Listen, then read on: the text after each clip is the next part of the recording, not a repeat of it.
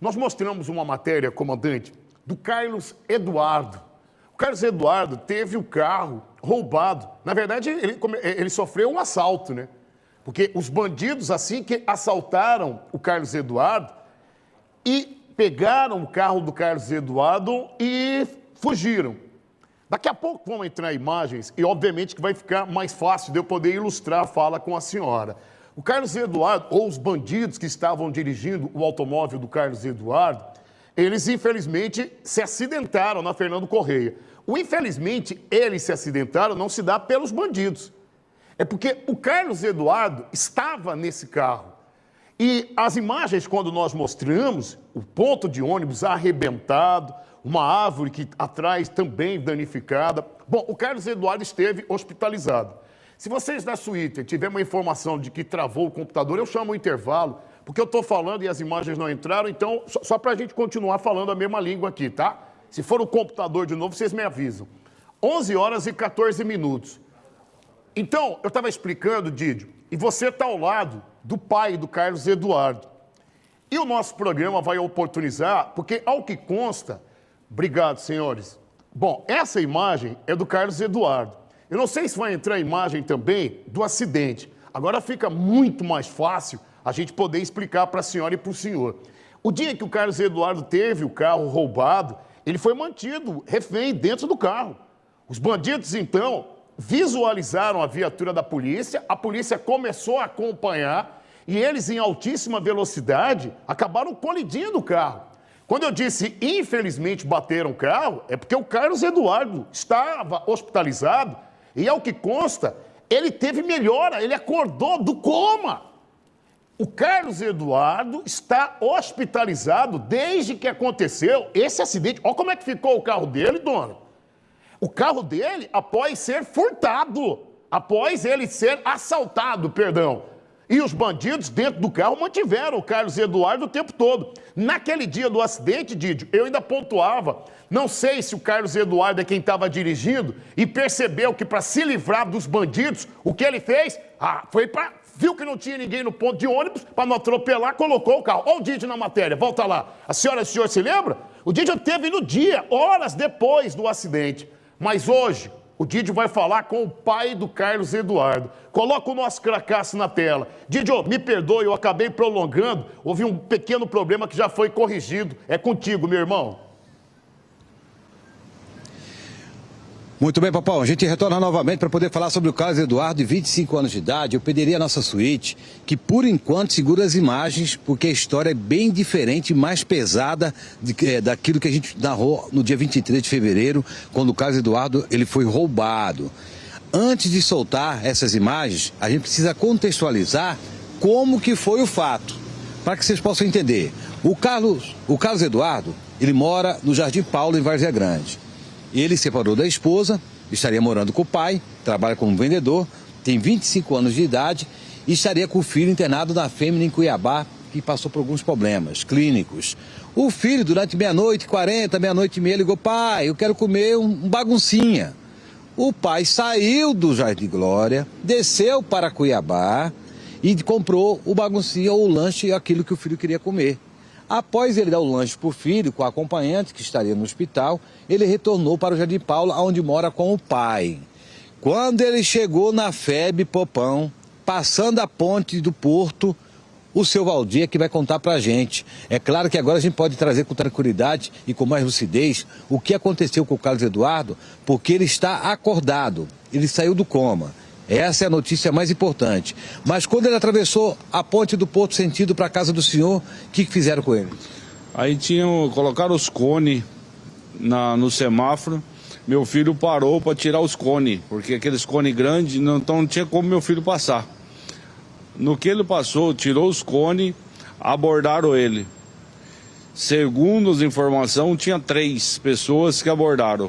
Abordaram meu filho e saíram com ele e vieram encapotar o carro na Fernando Correia, de frente ao Forte. Aí bateu lá o carro no ponto de ônibus e na árvore e aonde ocorreu o acidente lá que meu filho se encontra internado até hoje. Meu filho ficou 22 dias sem abrir o olho. Meu pai. Sexta-feira foi o primeiro dia que ele abriu o olho. Graças a Deus. Abriu o olho sexta-feira e ele vem despertando, mas ele acordou ontem. Ontem que o médico disse que o meu filho acordou. Graças a Deus, meu filho voltou do coma ontem.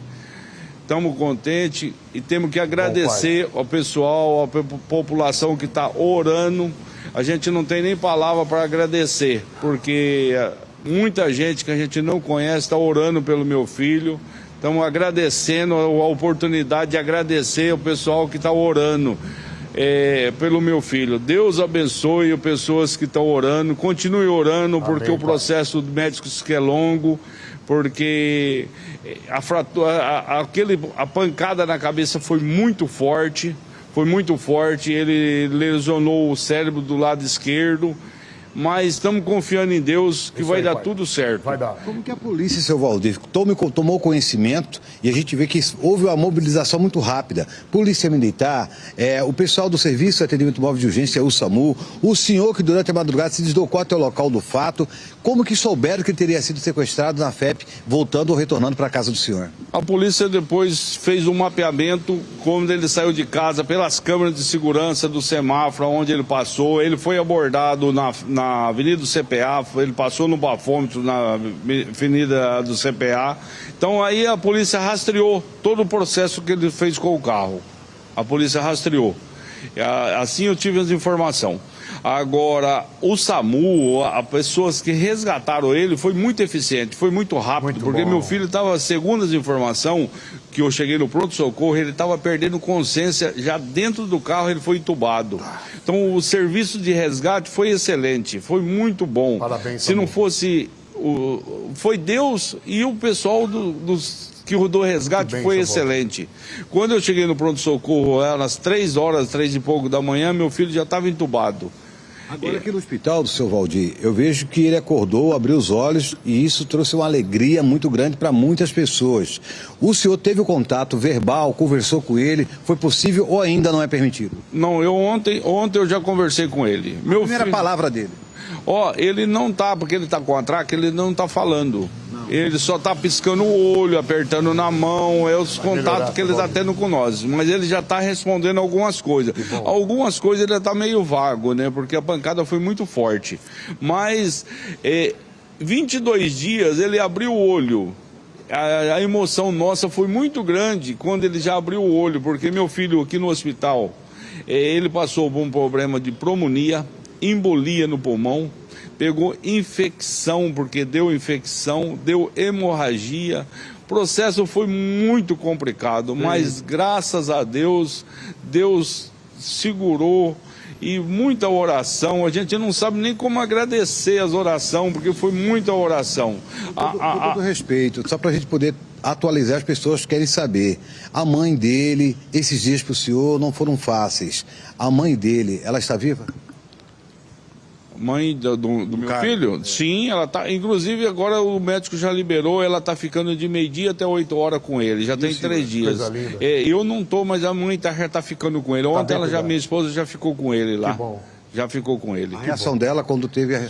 Nossa, excelente, graças a Deus. E ele também está contente, assim, a gente vê no semblante dele que ele está contente que a família está junto ali. Vou aproveitar só para poder agradecer as pessoas pelas orações e a todos os órgãos de segurança que mobilizaram naquela data, durante a madrugada, num trabalho rápido que levaram ele para o primeiro atendimento, que é o Hospital Municipal de Cuiabá, né? Isso, agradecendo ao pessoal, foi muito rápido. Deus abençoe pessoas que estão orando por ele, que oraram por ele, e agradecer que o pessoal do atendimento, do resgate, que foi muito rápido. Deus abençoe vocês que socorreram o meu filho lá, meu filho estava perdendo consciência lá e o resgate foi muito rápido. Deus abençoe o pessoal do pronto-socorro lá que recebeu ele, do hospital HMC, né? Isso. Foi muito bom o atendimento do pessoal lá, só tem que agradecer. Deus abençoe. Bom, a gente conversou com o seu Valdir, que é pai do Carlos Eduardo. O seu Valdir tem uma empresa e o Carlos Eduardo, 25 anos de idade, trabalha com o pai. A criança a qual ele foi dar aí e levar o lanche no Hospital Fêmea durante o início da madrugada é o filho, né? Isso. O filho de 5 anos de idade. Popão? Seu Valdir, coisa boa. Que bom. O senhor falou 17 vezes o nome de Deus durante a entrevista. Eu estou falando a 18ª vez e vou falar a 19ª. Deus é bondoso o tempo todo e já está devolvendo o vosso filho para o vosso convívio e da vossa esposa, tá? Continue com Deus, seu Valdir. Notícia boa, o vosso filho abriu o olho, já está se recuperando e tomara que logo, logo esteja no convívio do senhor e da vossa esposa.